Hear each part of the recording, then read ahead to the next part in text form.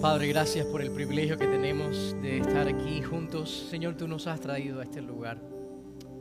No es una coincidencia, tú eres un Dios soberano. Y te rogamos, Señor, que seas tú ahora hablándonos a través de tu palabra en nuestras vidas, tal y como tú quieres.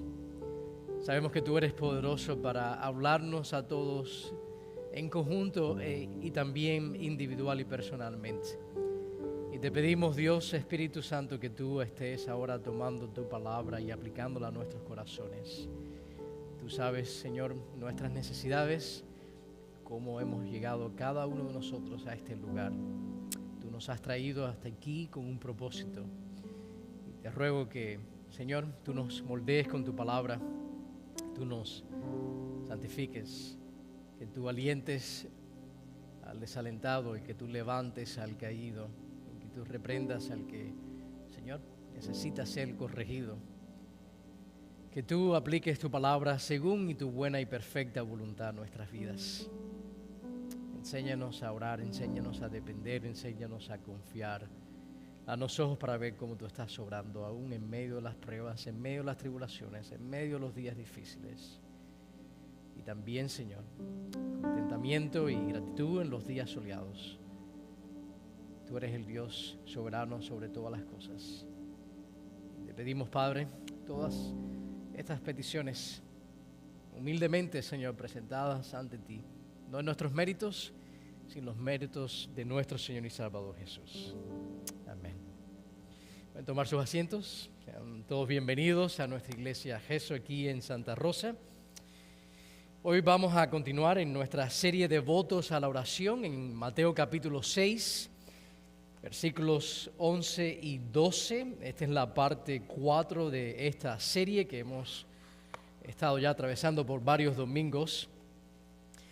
Vamos a leer el texto.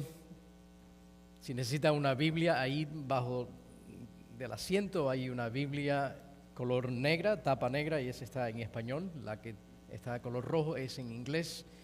Y vamos a estar en Mateo capítulo 6. Mateo capítulo 6, versículo 11 y 12 en esta mañana, pero vamos a leer del 9 al 13, solo para recordar el contexto del Padre Nuestro, que lo vemos aquí en estos capítulos, capítulo 5, capítulo 6 y capítulo 7, en el Sermón del Monte, donde Jesús está predicando a las multitudes, y también lo encontramos en Lucas capítulo 11, y es importante resaltar que Lucas capítulo 11 y Mateo 6, que ambos contienen el Padre Nuestro, son dos instantes diferentes. En Mateo capítulo 6, Jesús está en esa famosa predicación conocida como el Sermón del Monte. Lucas capítulo 11 viene siendo ya unos meses después. Y sabemos eso porque en el contexto vemos a los discípulos que están observando a Jesús orar, y después que Él ora, entonces se le acercan y le piden los discípulos a Jesús que les enseñen a ellos a orar. A diferencia del Sermón del Monte, que es una predicación extensa que Jesús está dando, donde no está ese contexto donde Él está apartado orando, sino dos contextos diferentes, pero vemos la importancia de la oración en la vida del creyente. Si hay algo que necesitamos continuar creciendo es en saber cómo orar. ¿Por qué debemos orar? ¿Qué debemos orar? ¿Cuál debe ser el contenido de nuestras oraciones? ¿Cuál debe ser la actitud? ¿Cuál debe ser la motivación de nuestras oraciones?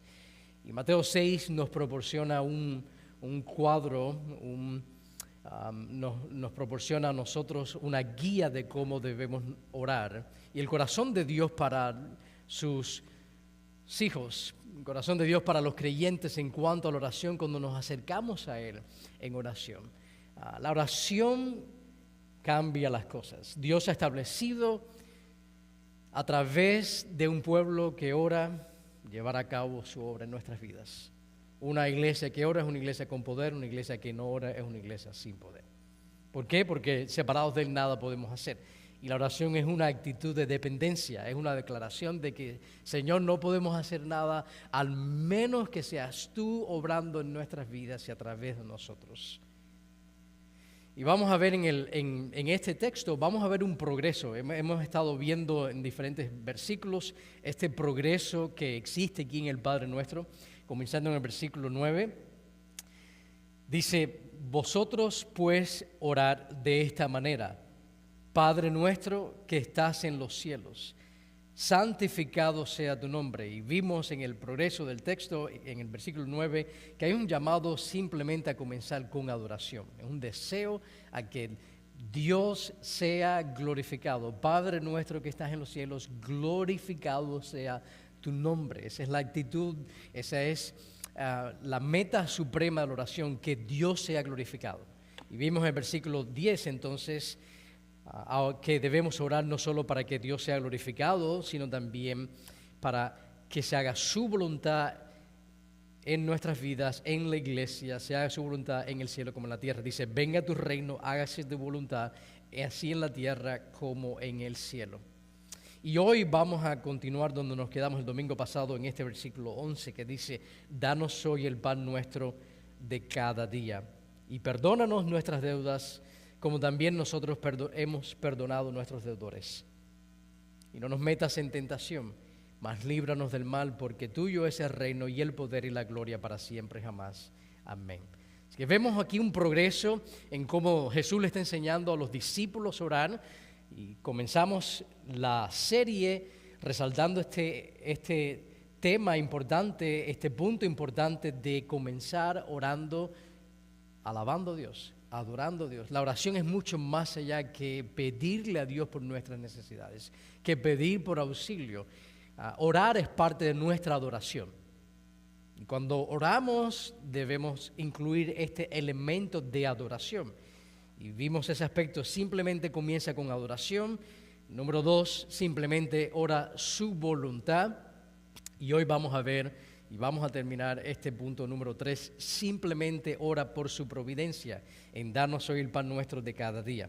Así que a medida que nosotros oramos por su providencia en nuestras vidas, es decir, que Dios proporcione, que Dios supla todo lo necesario para que le podamos dar gloria y podamos llevar a cabo su voluntad en nuestras vidas, a medida que nosotros oramos por ese tema, en el versículo 11, danos hoy el pan nuestro de cada día, también aprendemos 4 lecciones en ese versículo 11, 4 lecciones espirituales.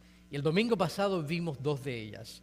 Cuando nosotros oramos, danos hoy el pan nuestro de cada día, la primera lección que aprendimos la vemos en la primera palabra, en esa palabra donde Jesús le dice a los discípulos: cuando oren, oren así, danos. Una lección de gracia, es un recordatorio de que todo lo que nosotros tenemos proviene de Dios. Y la segunda lección es una lección de amor. Como Cristo no dice dame en el sentido individual, sino dice danos en plural.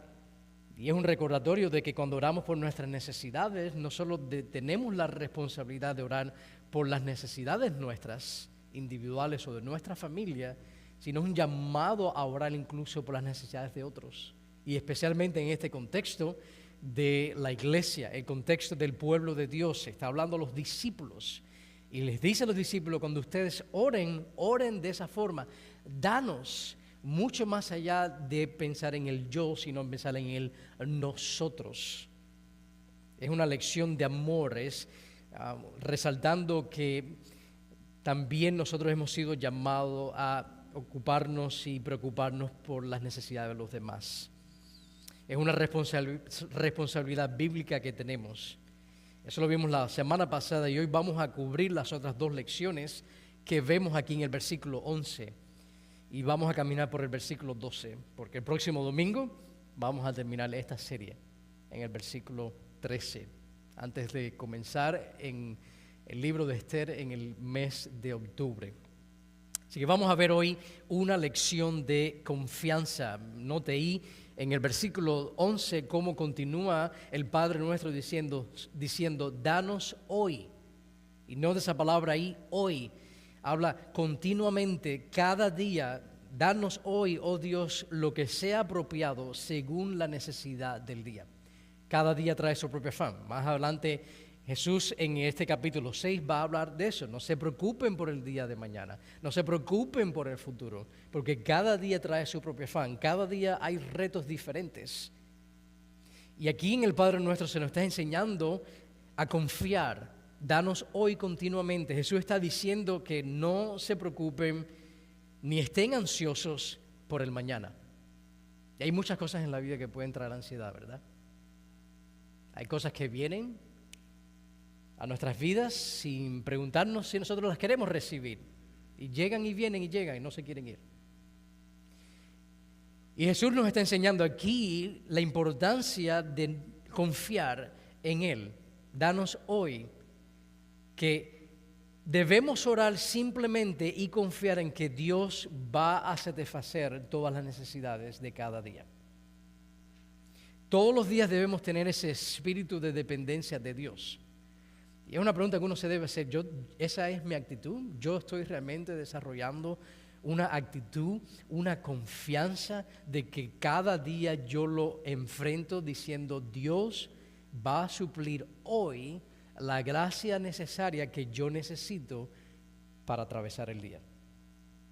En Hebreos capítulo 4, que se nos invita a venir confiadamente ante el trono de su gracia, dice, acérquense para que reciban la gracia oportuna para el día, para ese momento. Es una invitación que vemos aquí en el Padre Nuestro con esta palabra hoy, que Dios quiere que nosotros confiemos en Él, en que Él va a suplir lo que yo necesito hoy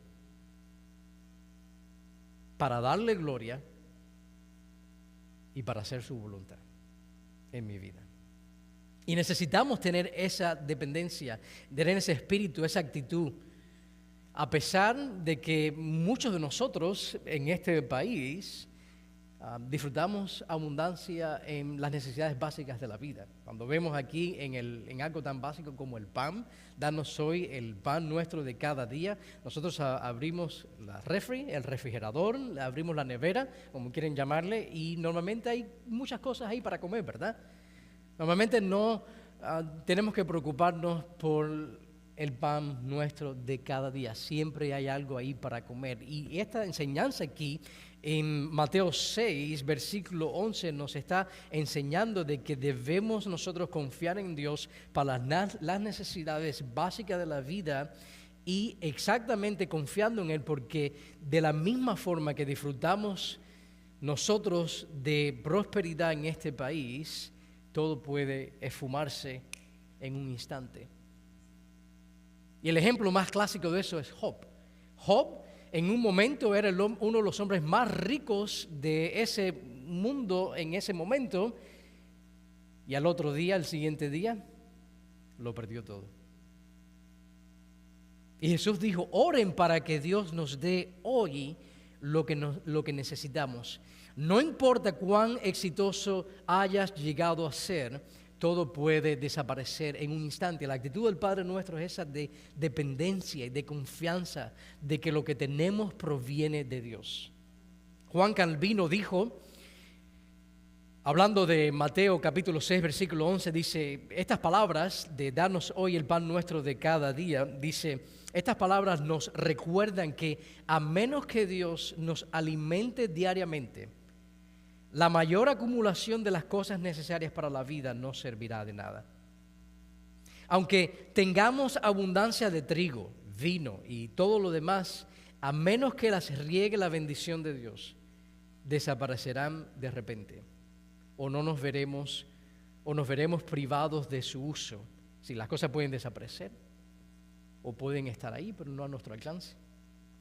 O perderán su poder natural para sustentarnos, de modo que moriremos de hambre en medio de la abundancia. Cuando le pedimos a Dios que nos dé hoy lo que necesitamos, estamos reconociendo nuestra dependencia de Dios. Y esa actitud es muy importante. Esta actitud no niega ni anula la responsabilidad que tenemos individualmente de esforzarnos, de trabajar. Pero es un esfuerzo y es un trabajo que está confiando por sobre todas las cosas, no en nuestras habilidades, sino en la providencia de Dios, en la fidelidad de Dios, en que tenemos un Padre en los cielos que se ocupa de sus hijos, que ha prometido suplir para nuestras necesidades. Así que en esta parte del Padre Nuestro vemos una lección de gracia, vemos una lección de amor, vemos una lección de confianza y por último en ese versículo 11 vamos a ver una lección de contentamiento. De contentamiento. Porque podemos tener y no estar contentos. El contentamiento no está basado en la abundancia, sino el contentamiento más bien es una actitud del corazón. De que está satisfecho con lo que Dios ha provisto. No está mirando a su alrededor a ver cuánto recibió la persona que está a mi lado. Y tendemos a nosotros a compararnos, ¿verdad? Eso es una realidad. Tendemos a mirar alrededor en lo que las otras personas tienen o no tienen, en lo que manejan y dónde viven y dónde trabajan y lo que pueden hacer. Y aquí nos está dando el Padre Nuestro una lección de contentamiento en las palabras, el pan nuestro de cada día. Fíjense que vemos la importancia de que Dios es el que provee, la importancia de pensar en los demás, en darnos a nosotros, la importancia de confianza en el hoy, que Dios va a suplir hoy lo que yo necesito para hacer su voluntad, para llevar a cabo sus propósitos. Pero note ahí que lo que provee es el pan nuestro, pero dice de cada día. Martín Lutero dijo, el pan es un símbolo de todo lo necesario para la conservación de esta vida. El pan representa la comida, un cuerpo sano, el buen clima, la casa, el hogar, la esposa, los hijos, el buen gobierno, la paz. Y cuando le pedimos a Dios por el pan nuestro de cada día, no solo incluye el alimento físico, incluye también ropa, incluye techo, salud, incluye fuerzas físicas, incluye una mente clara, incluye empleo, todo lo necesario para sostenernos físicamente en esta vida. Y Jesús dice, no solo deben cultivar un espíritu de confianza, sino también debemos cultivar un espíritu de contentamiento. Señor, todo lo que pedimos es que nos des lo que crees que necesitamos. Y esa es la clave ahí en este aspecto de darnos hoy el pan nuestro de cada día.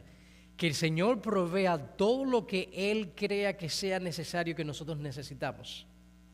No necesariamente todo lo que nosotros le pedimos que nosotros pensamos que Él debe darnos. Y es en que lo que Dios provea para nuestras vidas, lo que Él ponga en nuestras manos, haya una actitud de contentamiento, es decir, lo que tú has puesto en mis manos es lo que tú has decidido que yo necesito y que es suficiente. Hay un ejemplo clásico de esto.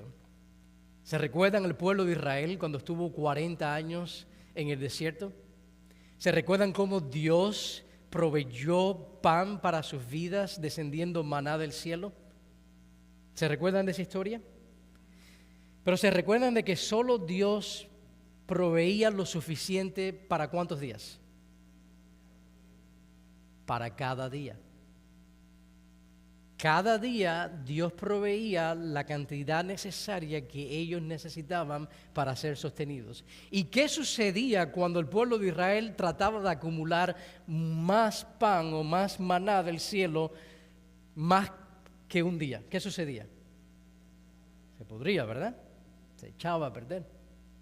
Y era una lección que Dios le estaba dando ahí al pueblo de Israel y le estaba diciendo, escucha, pueblo mío, escucha, pueblo de Israel, yo puedo proveer para ti hoy y mañana y pasado y todos los días.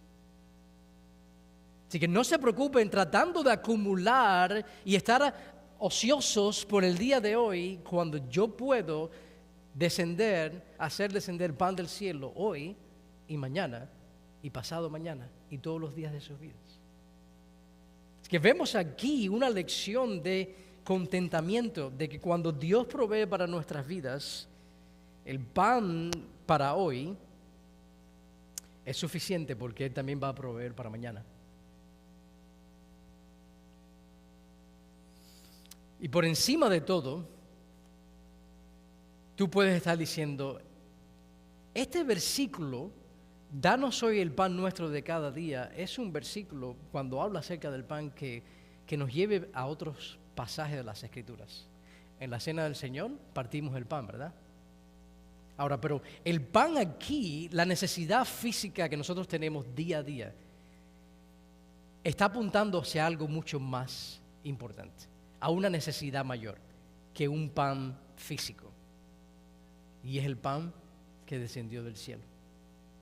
En Juan capítulo 6, Jesús le dice ahí a las multitudes, hablando del pan que ellos recibieron en el desierto, dice, nuestros padres comieron el maná en el desierto, ahí en Juan capítulo 6, como está escrito, les dio a comer pan del cielo.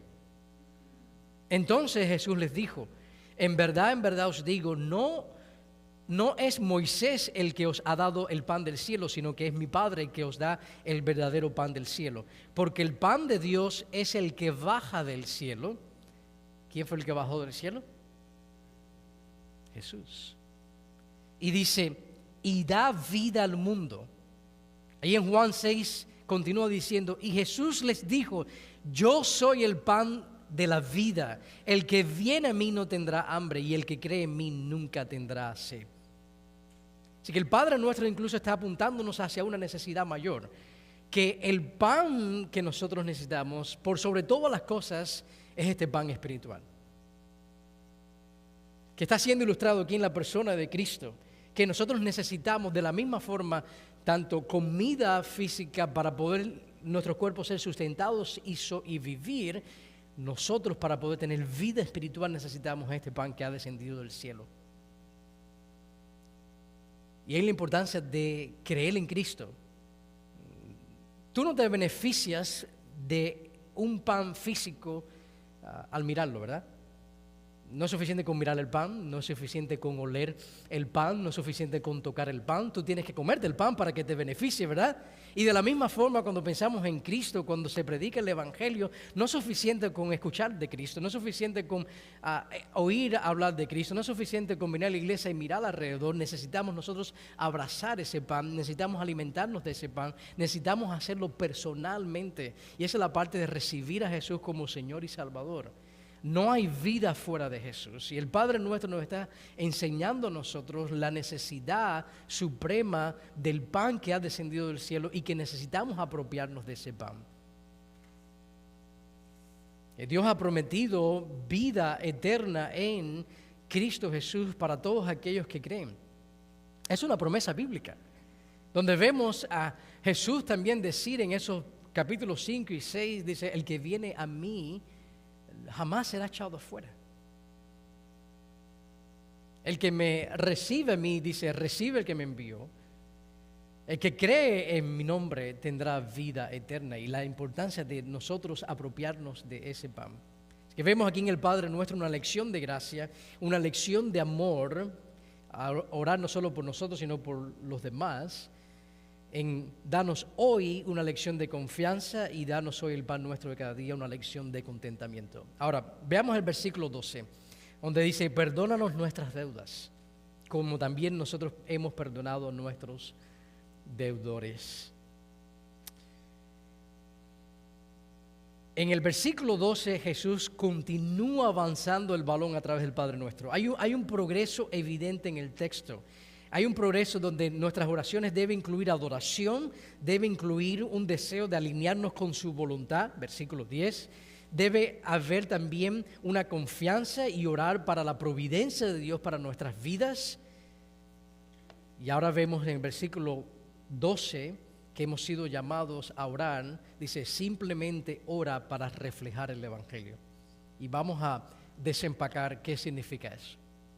Porque en estas palabras, perdónanos nuestras deudas, como también nosotros hemos perdonado a nuestros deudores.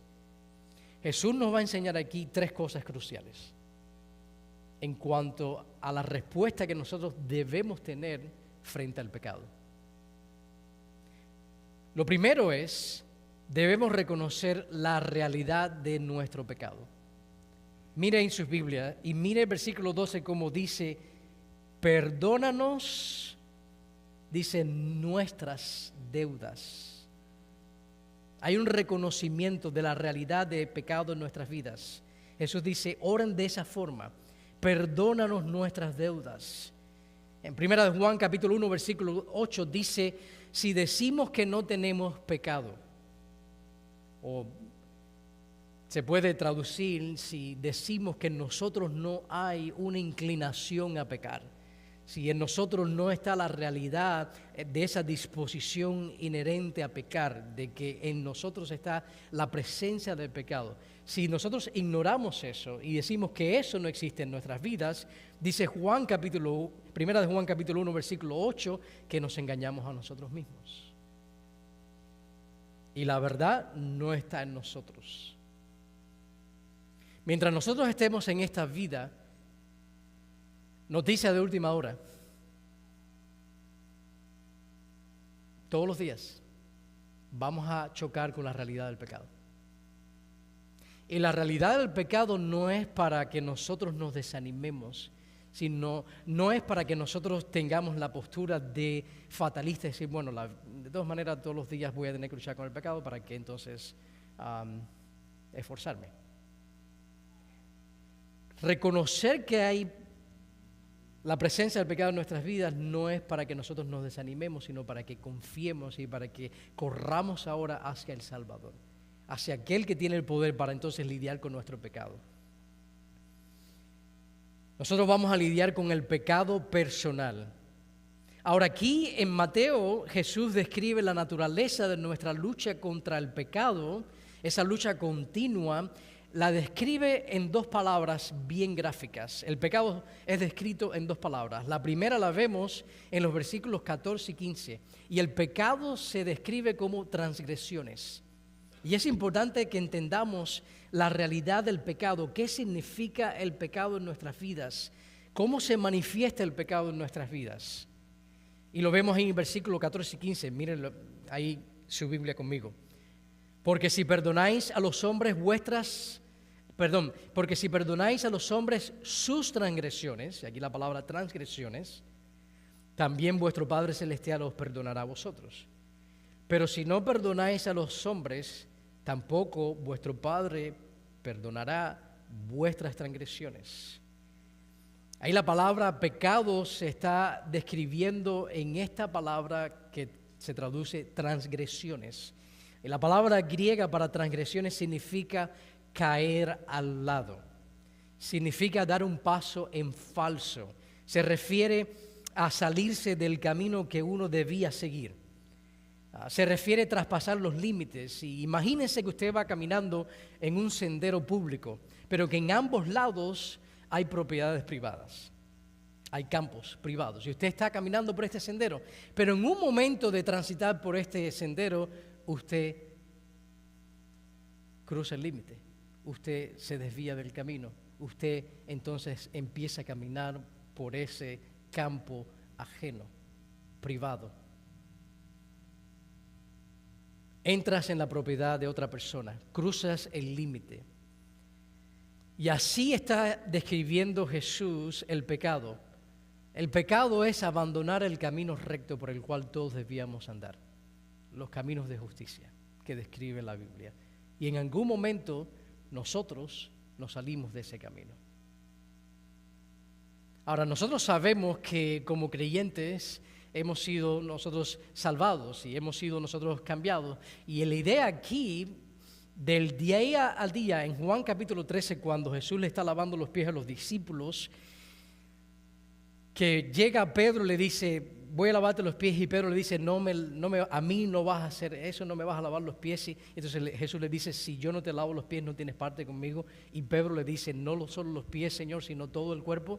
Y Jesús le dice, aquellos que han sido lavados no tienen necesidad de nuevamente bañarse, sino solamente los pies. Y es una imagen de que en la salvación nosotros hemos recibido un baño espiritual y hemos sido lavados, nuestro pecado ha sido borrado, ha sido quitado. Pero la imagen de que nuestros pies tienen que ser constantemente lavados es porque nosotros transitamos en un mundo caído. Y mientras vamos por esta vida, nuestros pies se ensucian.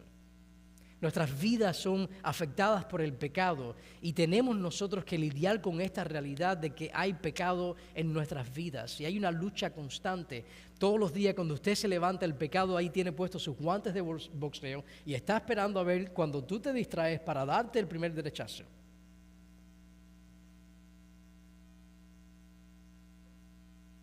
Y esa es la realidad de nuestro pecado. Por eso Jesús dice, tenemos que reconocerlo cuando oramos y tenemos que orar, perdónanos, tenemos que comenzar con nuestro pecado.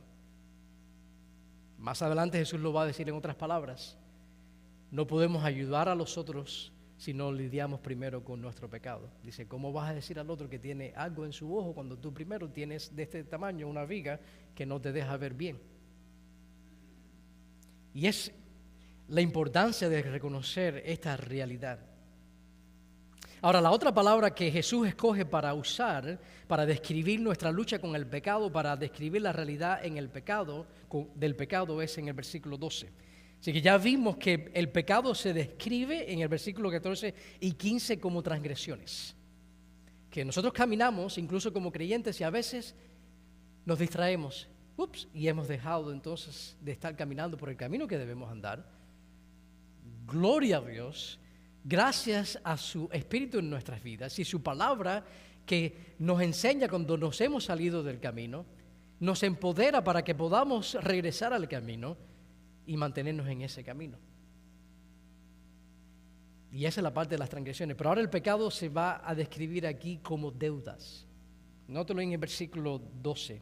Dice, y perdónanos nuestras deudas. Hay evidencia de que cuando Cristo estuvo caminando aquí entre nosotros en la tierra, Jesús hablaba 3 idiomas. Jesús hablaba hebreo, que es el idioma del Antiguo Testamento y era el idioma en cual en la sinagoga se leía las Escrituras. Pero también vemos que Jesús hablaba griego. Y el griego era el idioma comercial. Hoy en día como el idioma inglés, que es el idioma comercial, todo el mundo hace negocio en inglés en el mundo entero. Pero en ese momento, en el primer siglo, el griego era el idioma comercial. Y vemos a Jesús en el Nuevo Testamento interactuando con griegos. Pero también vemos que el lenguaje más común en la tierra de Palestina, en Israel, en el primer siglo, no era ni el hebreo ni tampoco era el griego, sino era el arameo. Y era el idioma que los israelitas comúnmente hablaban, y fue el idioma que ellos comenzaron a hablar después del regreso de la deportación a Babilonia. ¿Ustedes saben cuál es la palabra en arameo para pecado? ¿Qué dice el versículo 2? Perdónanos nuestras deudas. La palabra pecado en arameo significa deudas. Mateo está escribiendo este evangelio. Y cuando está escribiendo este evangelio, Mateo escuchó el Sermón del Monte en arameo.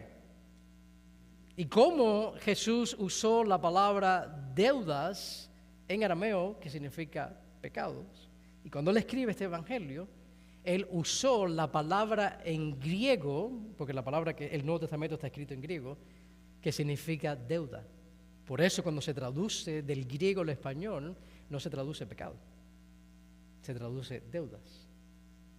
El versículo 12 pudiéramos decir, y perdónanos nuestros pecados, como también nosotros perdonamos a aquellos que han pecado contra nosotros. Es lo que dice el versículo 2. La realidad del pecado en nuestras vidas y nuestra lucha constante contra el pecado. Y eso nos lleva a la segunda respuesta crucial al pecado. Así que número 1, nosotros necesitamos reconocer la realidad de nuestro pecado y de nuestro pecado, de tomar responsabilidad por nuestro pecado. Pero segundo, la naturaleza del perdón. Esto nos lleva a esta respuesta crucial del pecado, una correcta comprensión del perdón. Necesitamos comprender qué significa perdonar. Necesitamos entender cuál es la naturaleza del perdón. Dios dice, noten aquí en el versículo 12 que dice, y perdónanos nuestras deudas, como también nosotros hemos perdonado a nuestros deudores. Dios dice, ¿ustedes quieren saber cómo yo soy? ¿Ustedes quieren saber cómo Dios es? Dios es un Dios perdonador. Salmo 86, versículo 5 dice, pues tú, Señor, eres bueno y perdonador, abundante en misericordia para con todos los que te invocan. El Salmo 32, versículo 5 dice, te manifesté mi pecado. Este es David hablando. Él le manifestó su pecado a Dios y dice, y no encubrí mi iniquidad. Dije, confesaré mis transgresiones al Señor, y tú perdonaste la culpa de mi pecado. Por cierto, David era un asesino y un adúltero. No hay nadie que haya caído tan bajo que esté fuera del perdón de Dios y del alcance de la gracia de Dios.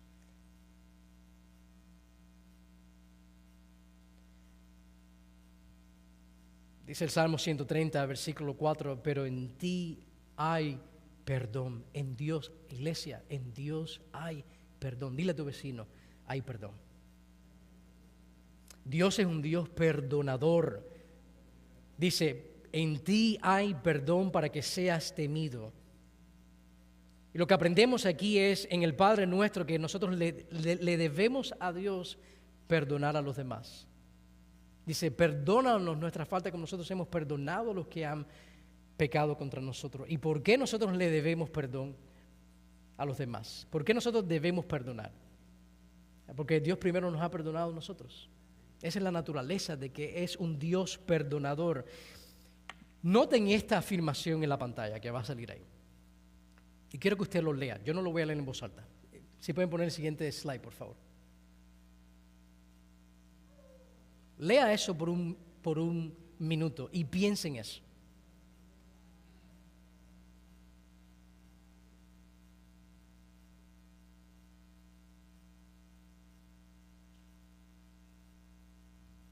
La naturaleza de Dios es un Dios que perdona. Es un Dios perdonador. Sinónimo de ser salvo es que ahora nosotros hemos recibido una nueva naturaleza. Dios nos ha impartido su naturaleza, su Espíritu está en nosotros, el amor de Dios ha sido derramado en nosotros. Y una forma de saber si nosotros realmente hemos sido salvados es si estamos dispuestos a perdonar.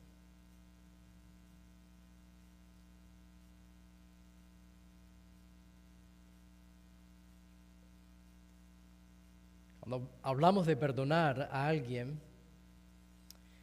el acto de perdonar es una manifestación de la presencia de Dios en nuestras vidas, de esta nueva naturaleza que Dios nos ha dado. Colosenses capítulo 3, versículos 12 y 13 dice, entonces, a la luz de lo que somos en Cristo, ustedes, el pueblo de Dios, los creyentes que han creído en Jesús, los cristianos, como escogidos de Dios, como santos, como amados, revestidos de tierna compasión, de bondad, de humildad, de mansedumbre y paciencia, soportándoos unos a otros y perdonándoos unos a otros. Si alguno tiene queja contra otro, como Cristo te perdonó a ti y a mí, así también debemos hacerlo nosotros.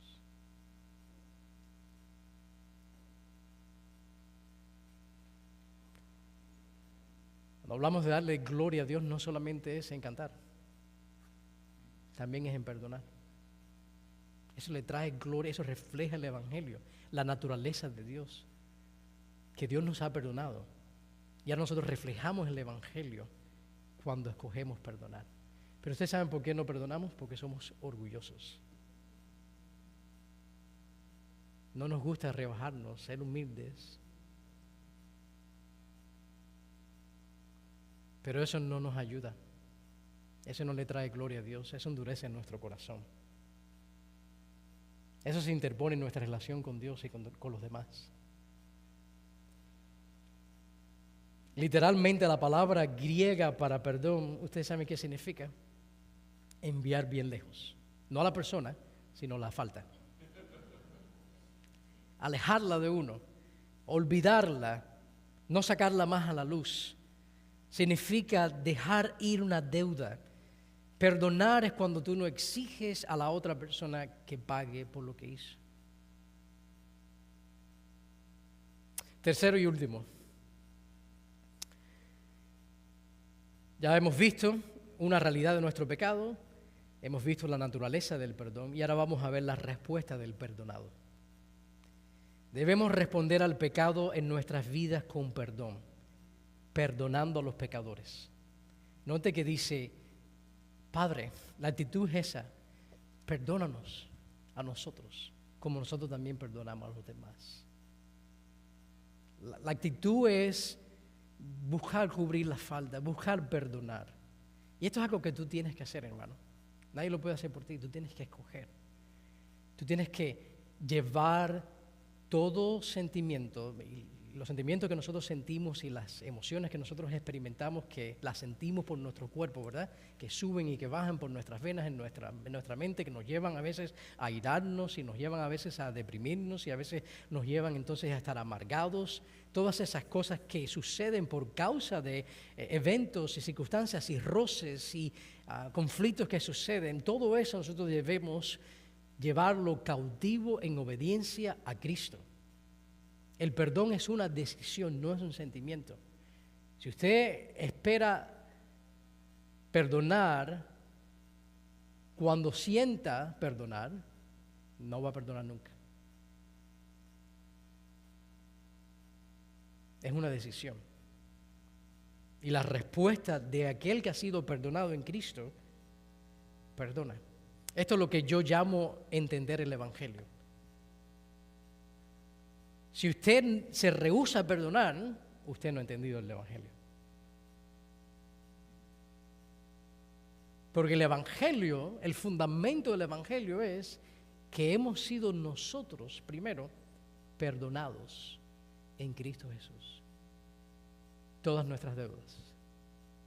No tengo tiempo para, en Mateo 18, que se ve una ilustración de lo que Dios ha hecho por nosotros. Es el equivalente de nuestra culpa, dice ahí, en lo que significa en 150,000 años del salario de una persona. El equivalente, dice, comparado. Cuando nosotros comparamos lo que Dios ha hecho por nosotros a cuando nosotros le extendemos el perdón a otra persona que ha pecado contra uno, lo que nosotros perdonamos no es comparable con lo que Dios nos ha perdonado a nosotros en Cristo Jesús. Entender el Evangelio es escoger perdonar. Cuando tú perdonas, tú ves entonces en tu vida, cuando tú lees el versículo 14 y 15, que normalmente se malinterpreta cuando dice, porque si no perdonáis a los hombres sus transgresiones, también vuestro Padre Celestial os perdonará a vosotros, pero si no perdonáis a los hombres, tampoco vuestro Padre perdonará vuestras transgresiones. Eso no está hablando de salvación. Eso está hablando de relación con nuestro Dios. Hemos sido perdonados en Cristo. Pero cuando un creyente se rehúsa a perdonar y se aferra a su pecado y se aferra entonces a querer aplicar justicia y venganza, eso destruye tu relación con Dios. Y dice, hasta que tú no lidies con eso, no esperes. No esperes ver entonces que yo esté llevando a cabo cosas en tu vida que yo pudiera estar llevando a cabo. O en las palabras de Pedro, en 1 de Pedro capítulo 3, cuando le dice a sus hombres, a los esposos, dice que vuestras oraciones no sean estorbadas por en cómo ustedes tratan a sus esposas. Nuestras acciones pueden estorbar nuestra comunión con Dios. Nuestro pecado puede estorbar en cómo Dios escucha nuestras oraciones. La respuesta del perdonado es que perdona. Se nos llama a perdonar porque el perdón es el fundamento del Evangelio. Hemos sido perdonados en Cristo, iglesia. Esto es reflejar el Evangelio. Perdonar es modelar lo que se nos ha hecho. Esto es vivir el Evangelio. ¿Usted quiere vivir el Evangelio? Bueno, si usted tiene a alguien que perdonar, perdónalo.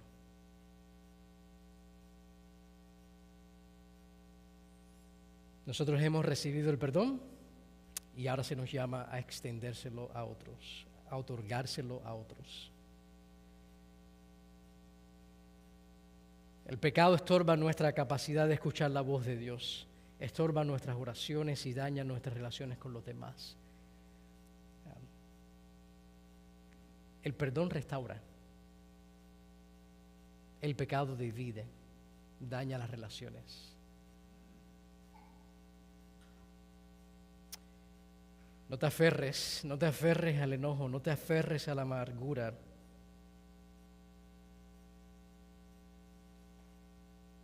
Si hay falta de perdón en tu vida, eso está afectando tu relación con Dios y tu relación con los demás. Proverbios 28:13 dice: el que encubre sus pecados no prosperará, mas el que los confiesa y se aparta de ellos, recibe entonces, haya misericordia. Perdónanos nuestras deudas como también nosotros hemos perdonado a nuestros deudores. Es un recordatorio para confesar, para resolver cualquier cosa o cualquier relación rota que esté obstaculizando nuestra comunión con nuestro Padre Celestial. Aquí vemos que Dios a través de su palabra nos está diciendo qué hacer. A veces decimos, ¿cuál es la voluntad de Dios? ¿Cuál es la voluntad de Dios en este texto para tu vida y para mi vida? Perdona. Ese es nuestro modelo. Esa es nuestra práctica. Esa es nuestra nueva naturaleza. Perdonamos. Ese es nuestro hábito. Perdonar a quienes pecan contra nosotros. Eso es lo que hacen los cristianos. Y esto es tan importante que Cristo dijo que si tú sabes que hay algo entre tú y otra persona y vienes a adorar, dice, antes de ofrecer tu sacrificio, dice, deja esa ofrenda ahí a un lado, urgentemente ve, reconcíliate, después regresa y adora. No dice que no adores, sino dice que eso tiene que ser resuelto. No dice que lo uses como una excusa entonces para no venir y adorar, sino que tienes que resolver eso para que tu adoración sea agradable a Dios. Los creyentes perdonamos. Las personas perdonadas perdonan. Si hay una oración que quiero que usted se lleve a su casa, es esa. Y si quiere escribirla para no se lo olvide, sería esa. Las personas perdonadas perdonan. Si usted ha sido perdonado en Cristo, perdone. Vamos a orar. Señor, te damos gracias por tu palabra. Gracias por enseñarnos cómo adorarte, cómo orar, las cosas que debemos darle prioridad. Señor, necesitamos ser una iglesia que ora y ora por las cosas apropiadas, por las cosas que realmente necesitamos orar. Aquellas cosas que tú estás llevando a cabo en nuestras vidas y cómo tú nos estás cambiando.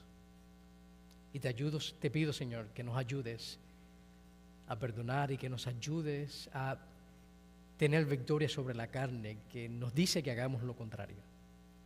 Y sobre nuestros sentimientos muchas veces que nos dicen que no lo hagamos. Ayúdanos a obedecer tu palabra, a serte fiel a ti, a llevar, Señor, nuestro corazón a la obediencia a tu palabra. Te necesitamos, oh Dios. Y te ruego por aquellos que no te conocen.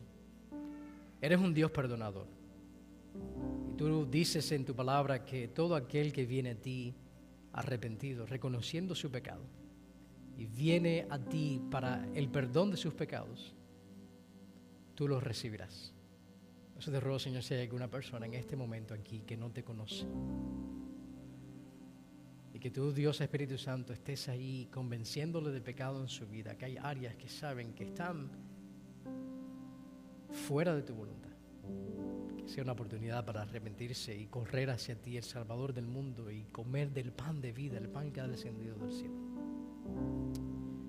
Sé con nosotros como iglesia.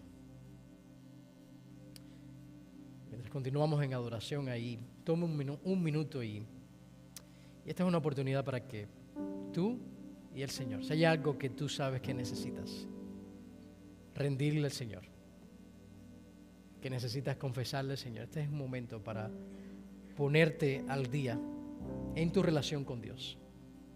Si hay alguien en el cual debes perdonar, que comiences ahí en tu corazón perdonando y que después tomes la acción de extenderle el perdón a esa persona.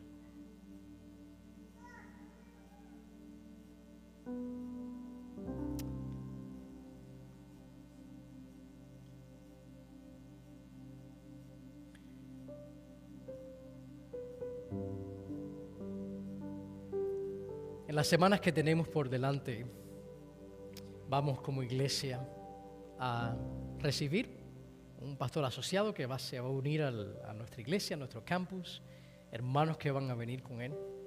Yo creo que sería bueno orar, pasar un par de minutos orando como iglesia por esta nueva etapa en la vida de nuestro campus, donde van a venir otros hermanos a unirse a nosotros y va a venir otro pastor a trabajar junto a mi lado, y el pastor Tomás y los ancianos, Marlon, José, el resto de las personas.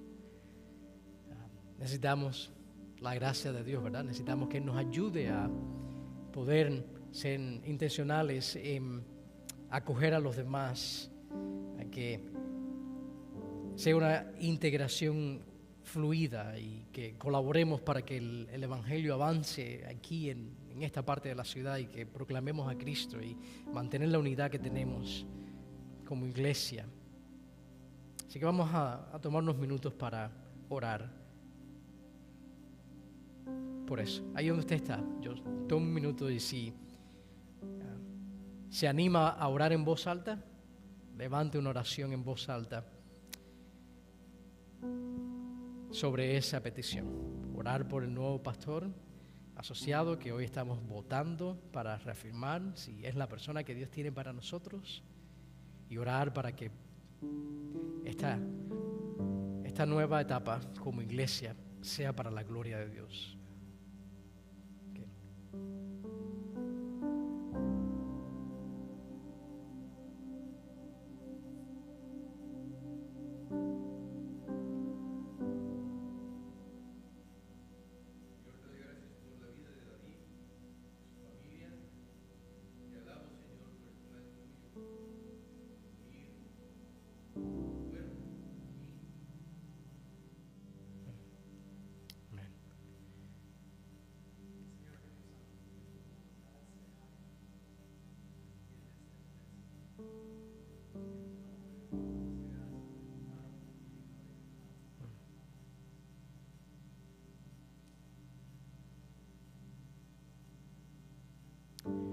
Todos conocemos que tenemos una misión como iglesia, ¿verdad? De llevar el Evangelio a toda criatura. Pero no pensamos en el perdón como un elemento crucial para nuestra efectividad. Porque hemos sido llamados a llevar el Evangelio juntos como iglesia. Pero si aquellos que han sido llamados a llevar ese Evangelio están en enemistad entre ellos, ¿cuán efectivo ustedes creen que vamos a ser? No muy efectivo.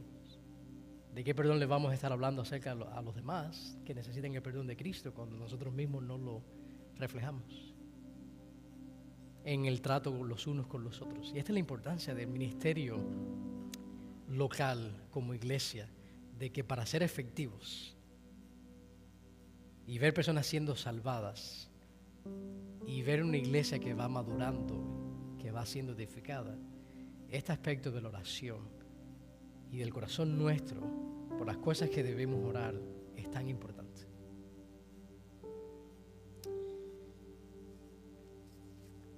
Cuando ustedes entraron recibieron un boletín, y en el boletín hay una hojita que habla acerca de uno de nuestros misioneros. No tenemos el tiempo ahora para orar, pero les voy a pedir que se lleven a su casa esa hoja y estén orando esta semana por Paul y Mackenzie Tepper. Ellos están en Austria. Como iglesia los apoyamos y están haciendo un ministerio allá.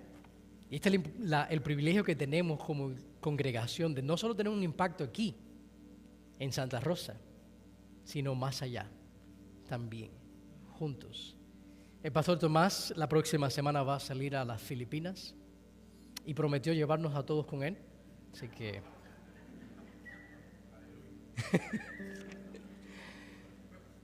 Estén orando por el pastor Tomás. Vamos a orar por ellos. Padre, gracias por Tomás y el equipo que va a ir a las Filipinas esta próxima semana. Guárdales. Llévales con tu bien. Que ellos puedan, Señor, ver frutos en este viaje. Frutos que tú, Señor, estarás llevando a cabo y dando a través de ellos. Gracias por el privilegio aquí en nuestra iglesia Jesús de poder proclamar a Cristo en Santa Rosa y a través del mundo entero. En nombre de Jesús. Amén.